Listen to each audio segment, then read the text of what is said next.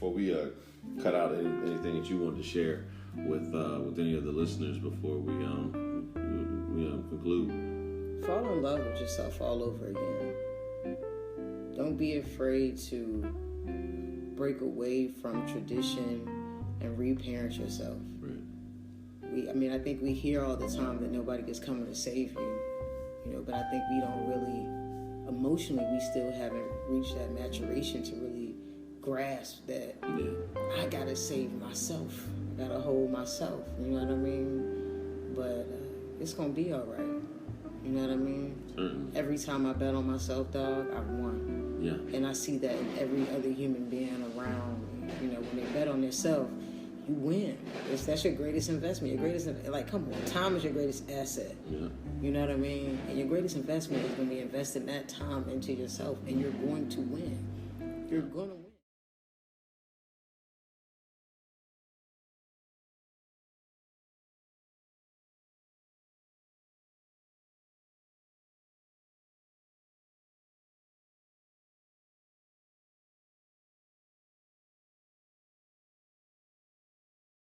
I'm driving home, right? I'm leaving Wynwood, headed back to Homestead, just to give you an idea. For those of us from Miami who knows how long it takes to get from Miami to Homestead.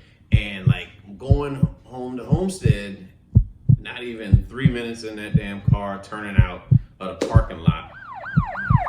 Blue lights. Ah, shit.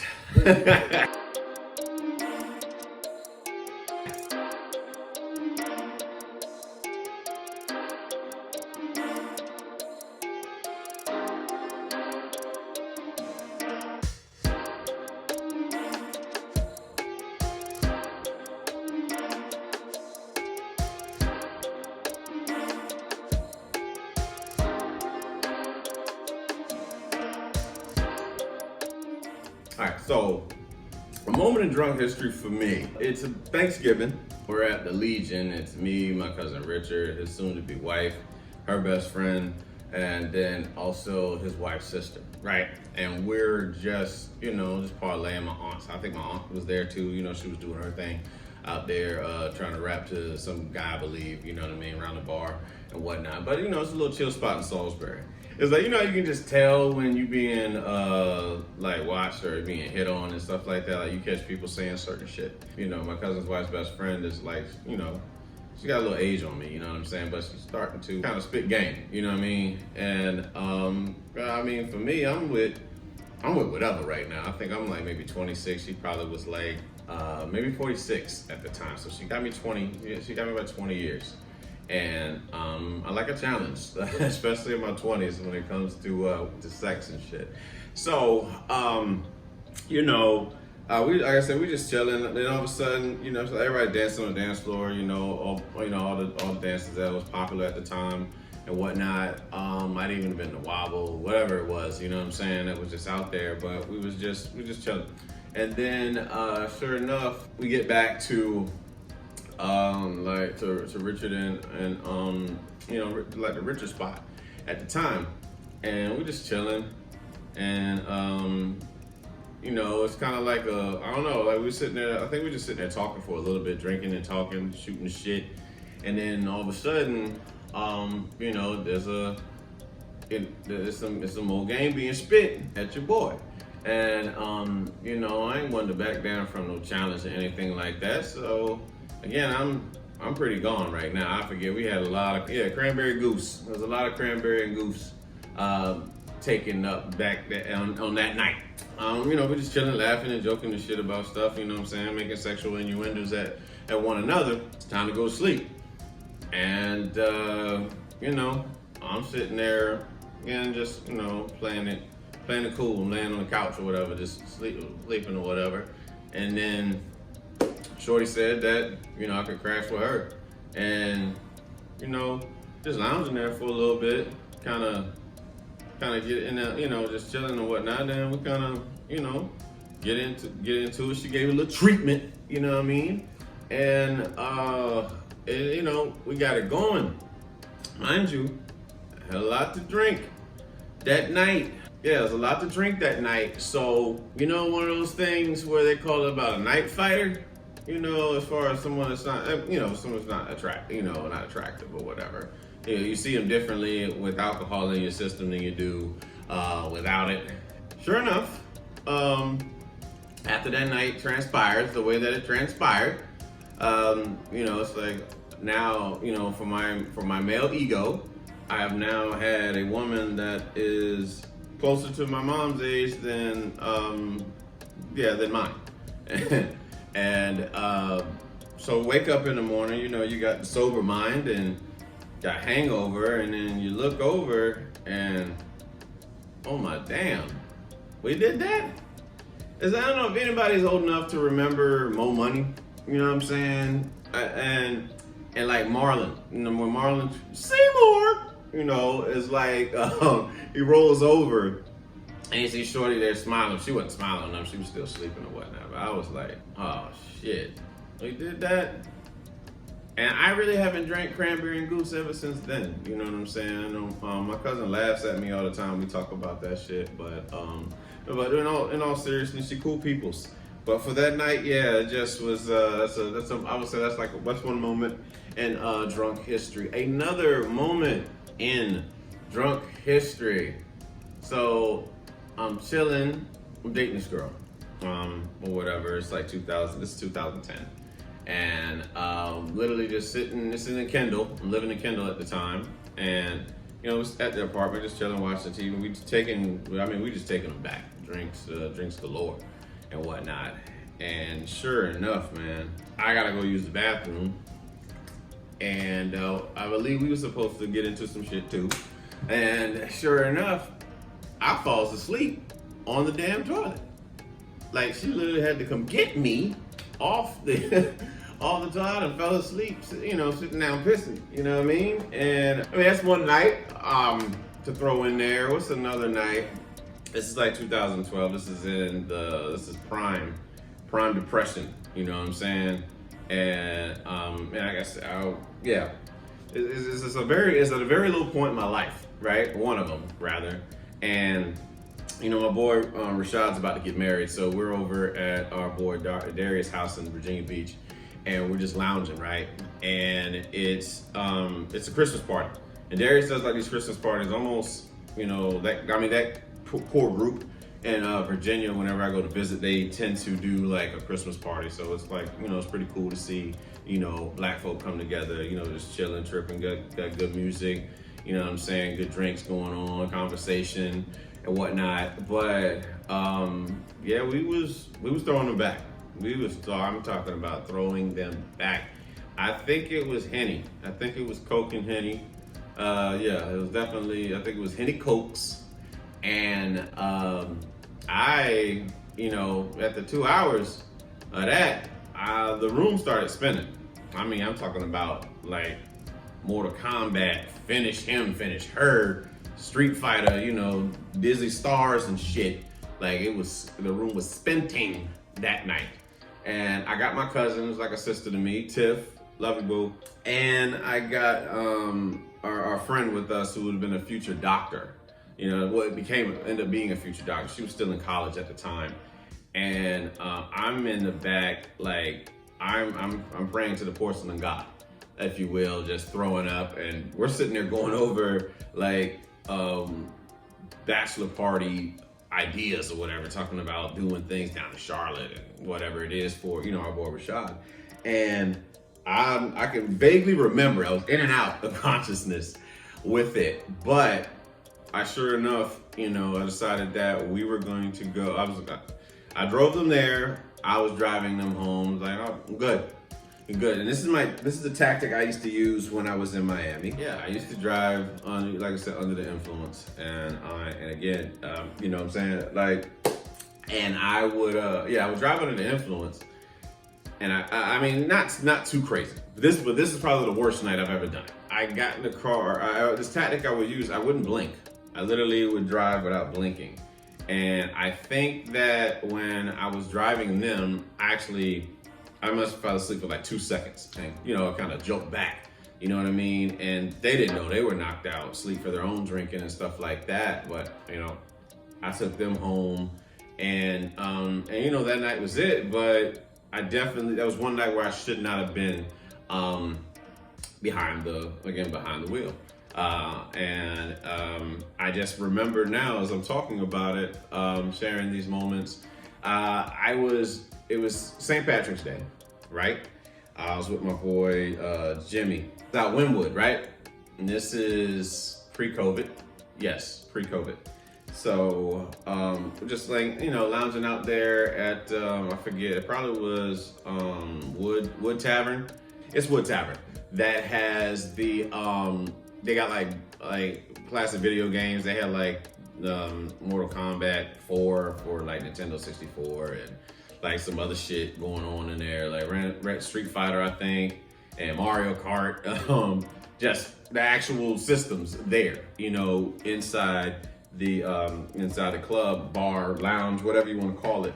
And excuse me. And yeah, like I said, St. Patrick's Day, so it's a lot of shots being taken. It's a lot of drinks being done.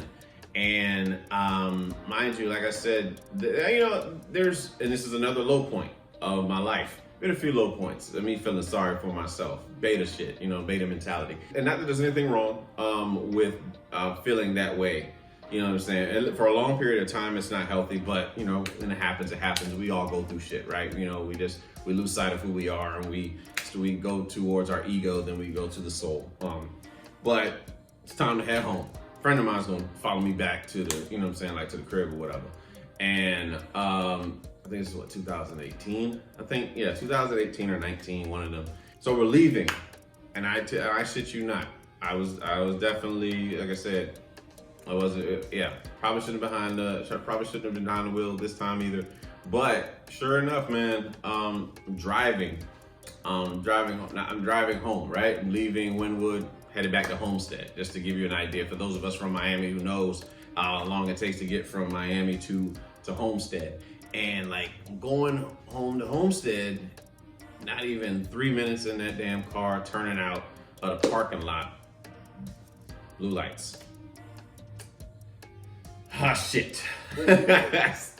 So definitely should have not been, like I said, I had to do the blink. I had to do my blink tactic, my strategy that I do, from not blinking, and I'm in the car, the cop comes up, I roll the window down. I know, obviously this is a time where, blacks being pulled over by cops, we never know what's gonna happen, you know what I'm saying? So got anxiety from that, anxiety from like the alcohol, but I carry myself fairly well when it comes to talking to the authorities. So we'll see that. We'll just see. We'll play this to the best of my ability. And sure enough, he asked me for my license and registration. I handed him my license and my insurance card. And then in 2 seconds, he's like, "This is your insurance card." I said, "Oh, sorry, sir. There you go." Right? So he said, he's like, "You got a tail light out, right?" I was like, "No, I did not know that, sir." And goes back, they do the spill where they go back to their car. And I think he saw that I was military. I mean, that helps. He goes back to the car and he does his computer shit and whatnot. And really, I don't think he saw anything on me.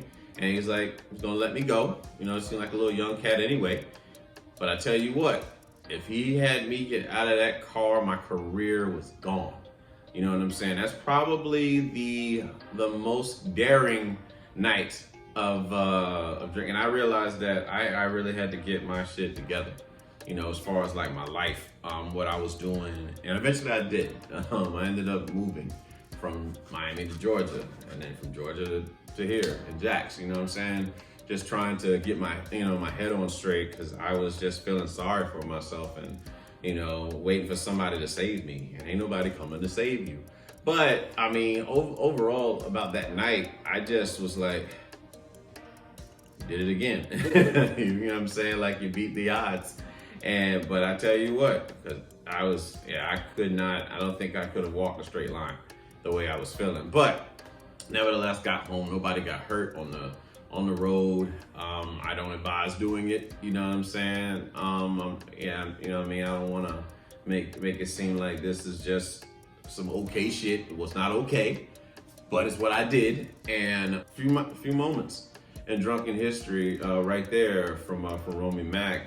But you know, I'm sure y'all got some too. Comment below on yours.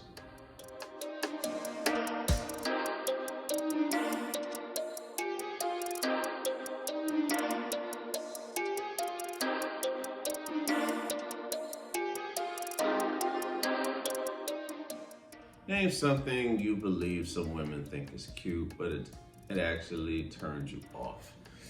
Unnecessary arguing, right? Like over the smallest shit. You know what I mean? Like if it really doesn't matter.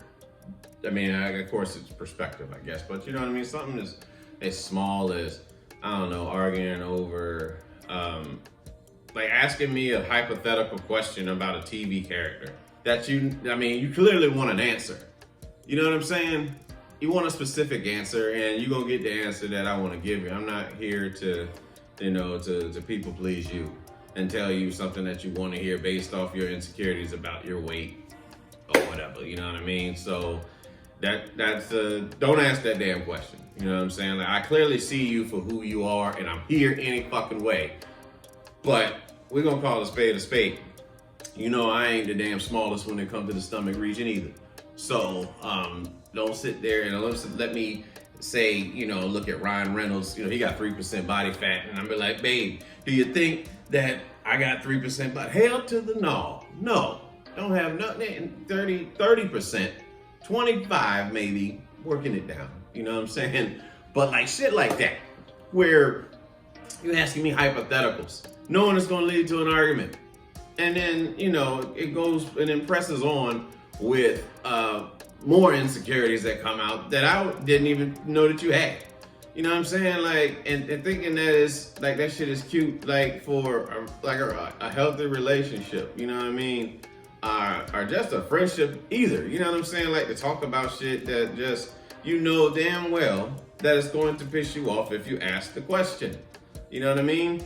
I'm not here to tell you what you want to hear. I'm here to tell you the honest truth when you ask the question. Something else that women think is cute, being loud in public. You know what I'm saying?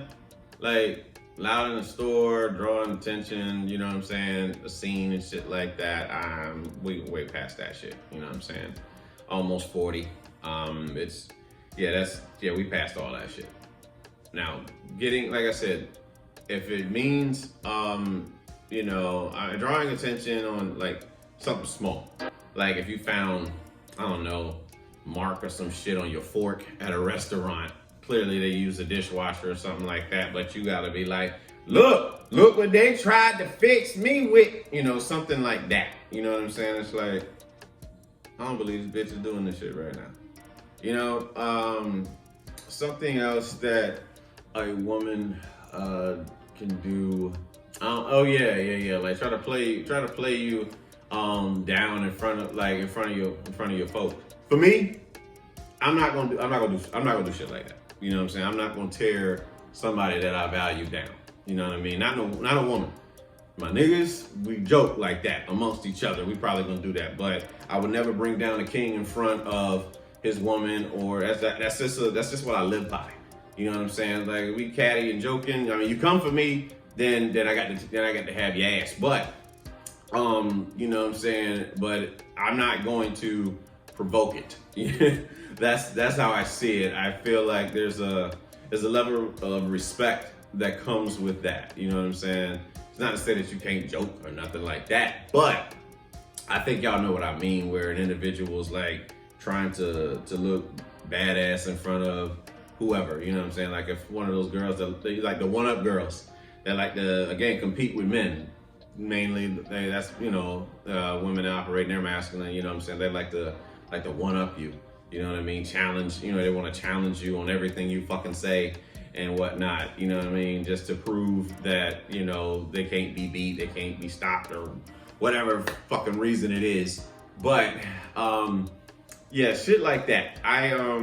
Truth be told, women that, like, overly share pictures of themselves. You know what I'm saying? Like I'm talking about like a lot. I ain't talking about like, you know, 2, 3 here and there. I'm talking about like 30 of just you. You know what I mean? Like, okay, you're gonna have to validate yourself. That's not what I'm here for. You know what I mean? Like, I'm not your daddy. I'm not gonna be the one to validate everything that, you know what I'm saying, that you got going on. All the insecurities you got going on in your life. I mean, you wouldn't want that to happen for you either. I don't want to make it just seem like it's just an attack on women by any means. But I mean, think about it, ladies that are watching this. You know what I'm saying? Think about a guy who's constantly sending you pictures of him. You know what I'm saying? Like, I'm talking about like in abundance. Like one fucking time, he sent like 30 of, he works out or whatever. You know what I'm saying? Or he thinks he works out. And he's seeing you like them Pillsbury dope boy sexy shots in the mirror. You know what I'm saying? Shit like that, and just a gang of them. And just, I can say it because I've done it. I've done it. I've had my, like I said, my insecure moments where I wanted to be validated in extreme. You know what I mean? At this point now, it's a turn off to me. What else is tantrums? Yeah, throwing a tantrum, a mild tantrum over something little, like having a legitimate tantrum like a child. It's a turn off, literally like that. Like I'm not in for that shit. I'm not here for it. The kind of, constantly asking, is this okay? Is this okay? Is this okay? Is this all right? Like, it's all right. You all right. I'm here with you. You know what I'm saying? Like, the point being is that you don't gotta go through no hoops for nobody, man. Like, if a person is there rocking with you, they there for a fucking reason. Our whole mission is to not fuck it up. You know what I mean? And not fuck it up means just relax, I'm just as human as you are. So don't try to be more than human. Literally, that's the cheat code. We have a tendency of trying to be something that we're not, and, feel like we gotta be so major and big to keep somebody, but either we're gonna be who we are, or people are just not gonna accept us. Everyone ain't for everybody. I'm learning that more and more as I get older. I had tendencies where I didn't care too much for who I was, so I, portrayed many masks to obtain certain things. It worked for some of it. It did work, but eventually, the default is going to come out at some point in time. Unless you're gonna hold it up the whole time. You know what I'm saying, like the whole time, but. Oh, yeah, that eating off my fucking plate shit. Yeah, I think I know I've talked about that. I feel like I've talked about that before. Like, you know what I'm saying? You think it's cute or whatever, just like to eat off my shit, you know what I'm saying, without asking. And nah, I'm good. I'm good on that. No, we're okay. We're all right, you know what I mean? Especially like if I asked you if you wanted something and then you tell me no. Like that Taco Bell commercial back in I think it was like a couple years ago. In a drive-thru with his girlfriend, asked her if she wanted things. She said no. She wanted to eat his fucking taco. I asked you if you wanted. I could have got you your own shit. You know what I mean? Whatever. I think it's cute. It's not a deal breaker or nothing like that, but it damn sure ain't attractive. But that's all I'm pinpointing. Being almost like our age or whatever, like being almost 40 and talking like you're 16. You know what I'm saying? Like slang terms and all that shit. Man, I don't understand that shit. You know what I mean? I ain't following, you know what I'm saying, like hip hop like that. You know what I mean? Where you gotta use all these fucking terms. Like, we grown. If you're gonna use any slang term, use what the fuck we grew up with. Don't try to add bussin' and, shit like that. You know what I'm saying?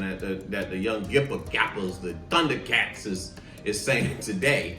I don't care too much for that shit either. But that's just a few things that I can think of when it comes to like something that I believe women think is cute, but yeah, it's not. It's not.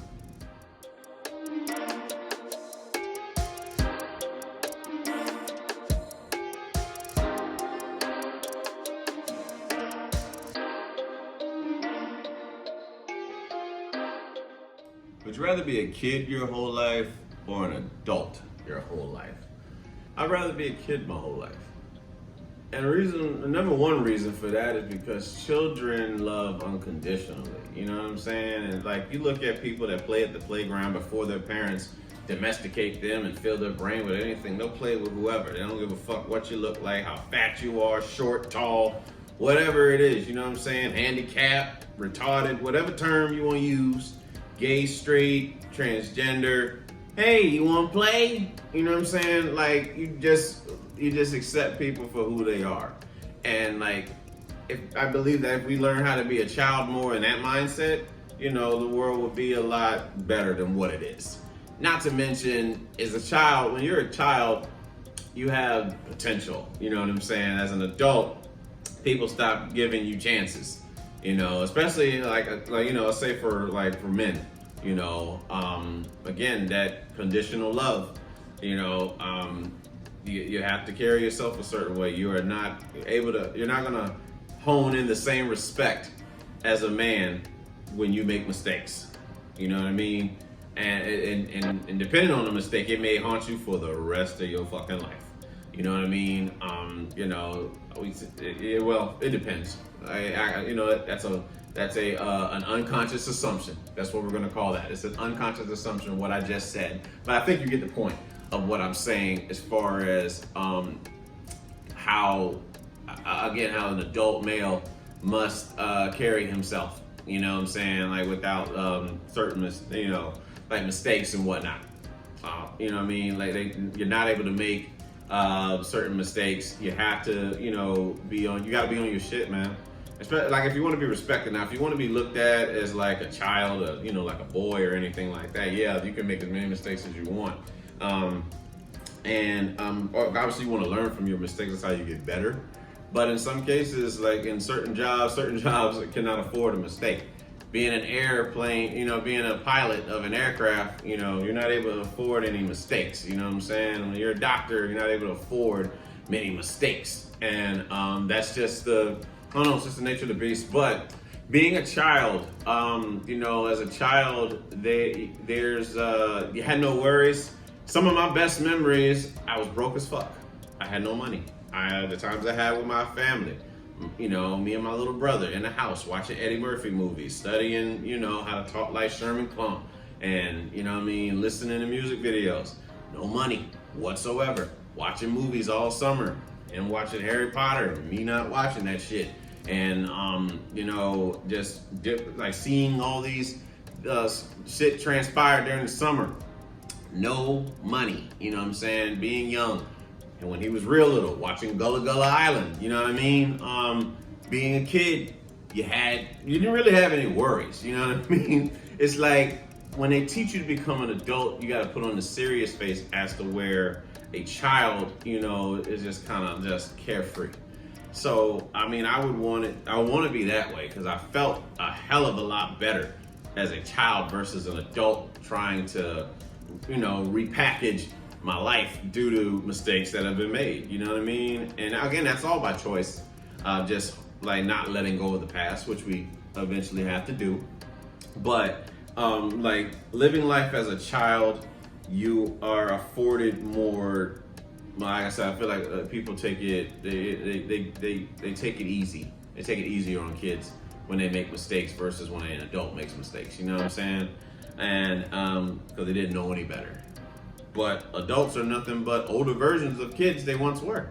You know what I'm saying? And like having that empathy, if you will, for a child, the way we would do like as an adult, I mean, we're just all human. It's just people, you know, like we give that unconditional love to like our kids or whatever. And they make mistakes. You know, if you're an effective parent, you explain to them their mistakes. And you don't shame them, but so much, you know, you want them to understand that they did, you know, something that was in poor taste, but not like to the point where they feel like they don't have any self-worth. You know what I'm saying? And some of us had to go through that. Some of us got reprimanded, and we were made to feel like we weren't shit for making this damn mistake. And we just sit with it, and then you know, it stays in our head, and you know, sometimes we get the cold shoulder. And we feel like we gotta do shit. We gotta go through hoops and shit just to get love from, you know what I'm saying, from those around us. But like being a child, the rest of my life, it's so much joy. You know what I'm saying? Like going to like Discovery Zone growing up in Virginia, you know, fun places, Chuck E. Cheese, like all that shit. You know what I'm saying? Dave and Buster's, like things when you're younger, them bright ass lights and video games seem more important than they were like today. You know what I mean? Like it's almost as if Santa Claus isn't real shit. And like when you're younger, everything seems more magical. Disney World is like the shit to a kid. Universal, roller coasters, you know what I'm saying? It's fun. It's literally carefree time. It's supposed to be, at least, you know what I'm saying? But you got an imagination. Your imagination is a hell of a lot stronger, which means your creativity is a hell of a lot stronger when you have that mindset of a child versus that of an adult. Because most adults, especially like in American society, are taught to forget about their dreams and just do whatever it takes to make ends meet. And then you end up doing some shit that you don't love, feeling like shit, coming home to, you know what I'm saying, like a family. And your family feels your presence that you don't love your life, you know what I mean? And then that, you know, it carries on, you know what I'm saying? It's contagious. That attitude that we have, you know what I mean? Like when we do shit that we don't love. But when you keep that child mindset, your creativity is at an all-time high and you're able to make so many things happen. So it's like tapping into that creativity. Teaching, like if you got kids, teach your kids to tap into that creativity. Show them by example of your own like creativity. But, you know, we get caught up in that stigma like I'm an adult, you know, serious face. And, you know what I'm saying? Like we stop trying to do the things that we used to once love. You know what I'm saying? Like when I was a kid, I used to love wrestling. Watching it, you know what I'm saying? I used to love watching wrestling. I used to love watching Ninja Turtles. I used to love playing video games and whatnot. Obviously, while I'm building right now, none of that shit is, especially not the video games. The video games takes up too much time for me as far as like trying to make shit happen. I'm constantly building and learning something new to try to make my way, building wealth for my family and family to come. You know what I mean? And so you gotta stay focused. But the point I'm making is that being having that child mind allows us to create. And creativity, everything that we have started out as an imagination. Peanut butter was once an imagination. The light bulb once in an imagination. All these things, all these ideas came from someone's imagination and was like, you know what, I think I can make this shit happen. So if you believe it, you can see it. You know what I mean? That's really how it works. So I'm saying tap into that creativity. That's why I would love to be a child all fucking day. And there's so many things I could fucking create. There's so much fun to have. You didn't take shit seriously, you know, so when things happen, you didn't take it personal. You know, you just live life. And it's like trying to tap back into that, like getting back into that feeling of being a child, not so much immature, but just to the point of being carefree, not taking things personal when people say shit to you. You know what I mean? Like going about our business, loving unconditionally. And I believe there's a chance we can do it. Obviously, you got to put your mind to it and recognize it, like learning to love unconditionally, starting with yourself. That's the one person that, like, if you can really truly love yourself unconditionally, you can love eventually everyone. You know what I'm saying? Like everybody else with it. It's not easy. It's not an easy task. It's hard to love yourself, especially when you've been trained to love and care for everybody else. So it's just one of those things where you have to learn how to be selfish. You know what I'm saying? You have to be unapologetically selfish for individuals that were constantly selfless and always did for others.